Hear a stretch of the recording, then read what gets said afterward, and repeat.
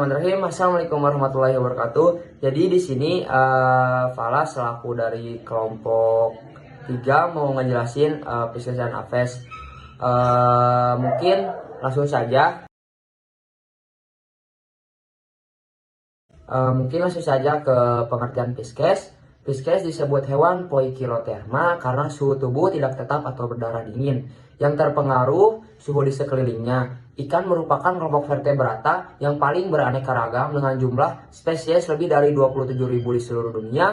Secara taksonomi, ikan tergolong kelompok parafiletik yang hubungan kekerabatannya masih diperdebatkan. Langsung saja ke klasifikasinya. Yang pertama itu ada agnatha. Anggota agnatha merupakan ikan primitif yang tidak punya rahang. Ciri-ciri ikan yang termasuk dalam spesies agnatha adalah bentuknya yang mirip seperti belut, yaitu silindris, memanjang dengan mulut pengisap bundar tanpa sisik, tidak memiliki sirip berpasangan, dan tubuh yang lunak serta berlendir. Contohnya ada belut laut atau Petromyzon marinus. Terus yang kedua ada hagfish atau Mixin sp. Terus yang kedua ada Chondrichthyes. Chondrichthyes merupakan ikan yang bertulang rawan. Mereka memiliki endoskeleton yang relatif lentur dan terbuat dari tulang rawan. Mereka memiliki sirip yang berpasangan dan tubuh yang tertutup sisik plakoid. Kasar berisi dentin yang dilapisi dengan email. Contohnya Squalus sp atau ikan hiu dan Makaraja sp atau pari listrik. Terus yang terakhir atau yang ketiga ada Osteichthyes atau ikan yang tergabung dalam kelas ini sudah memiliki tulang sejati. Mereka memiliki kulit yang ditutupi oleh sisik dan ada juga sebagian yang tidak bersisik. Contohnya ada Ameiurus melas atau ikan lele, Carassius auratus atau ikan mas koki, dan Hippocampus sp atau kuda laut. Sistem organ pada Piskes. Sistem sirkulasi atau peredaran darah tersusun dari organ jantung dan pembuluh darah. Sistem pernapasan, hewan yang hidup di air atau ikan bernapas dengan menggunakan insang. Insang pada ikan berfungsi menyaring oksigen yang ada di air. Insang berbentuk beberapa lembaran tipis yang terdapat di sisi kanan dan kepala ikan. Saat ikan menarik napas, ikan akan membuka mulut dan menutup insang. Sistem pencernaan Piskes. Sistem pencernaan ikan dimulai dari mulut, rongga mulut, farinx, koagus, lambung, sklorus, usus, rectum, dan anus. Sistem saraf. Sistem saraf pada ikan dapat dibagi menjadi sistem saraf pusat dan sistem saraf tepi.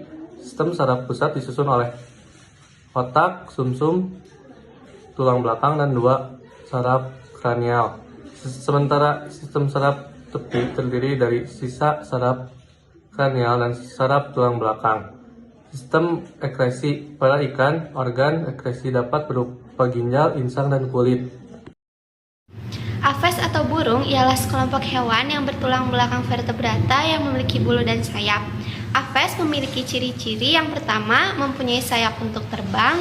Yang kedua, bernapas dengan paru-paru. Yang ketiga, punya pundi-pundi udara yang berfungsi untuk menyimpan udara pada waktu terbang.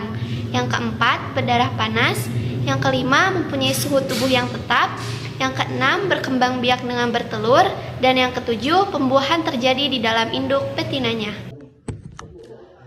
Jadi klasifikasi Apes ada 5, yaitu yang pertama Aepyornithiformes atau burung gajah, merupakan famili punah dari burung darat besar yang tak mampu terbang. Anggota famili ini hanya dapat ditemukan di Madagaskar.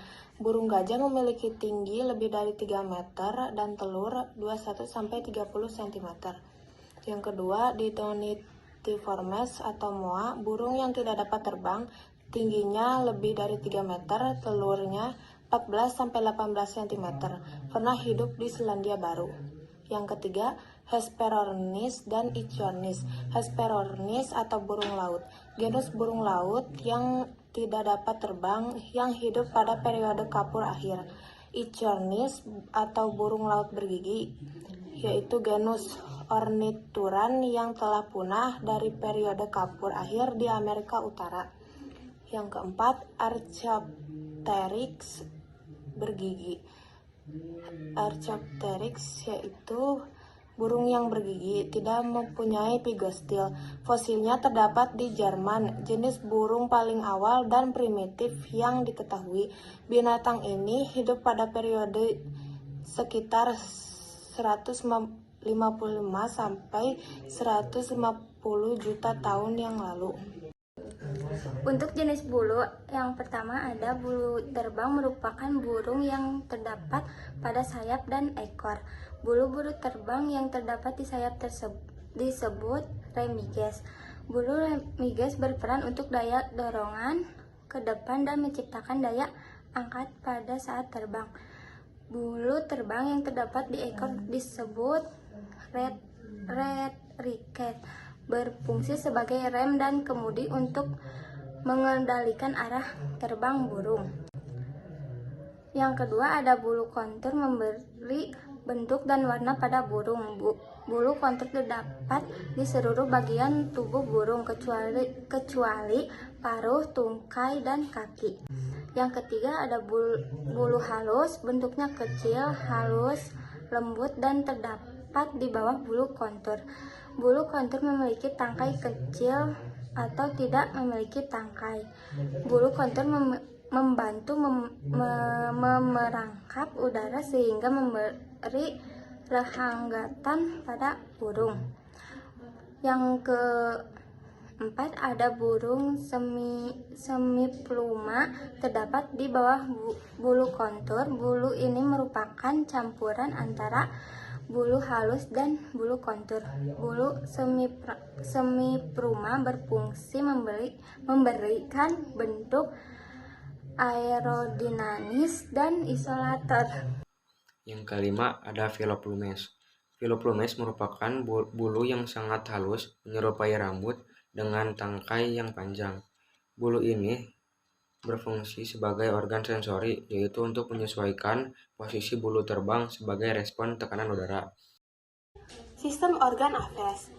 Untuk sistem otot, 175 otot yang berbeda yang sebagian besar mengontrol sayap, kulit, dan kaki. Otot terbesar dari seekor burung adalah otot pectoralis atau otot dada.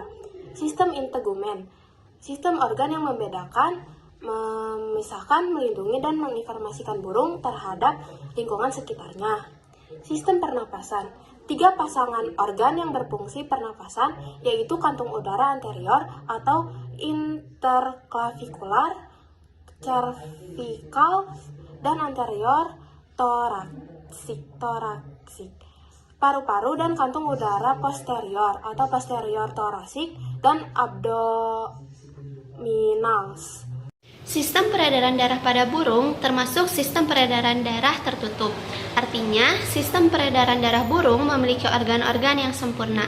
Darah akan dipompa oleh jantung ke seluruh tubuh melalui pembuluh darah dan akan kembali ke jantung melalui pembuluh. Sistem pencernaan. Dari kemudian masuk ke rongga mulut, lalu kerongkongan, tembolok, ke lambung, kelenjar, lambung pengunyah, usus halus, usus besar, dan kloaka.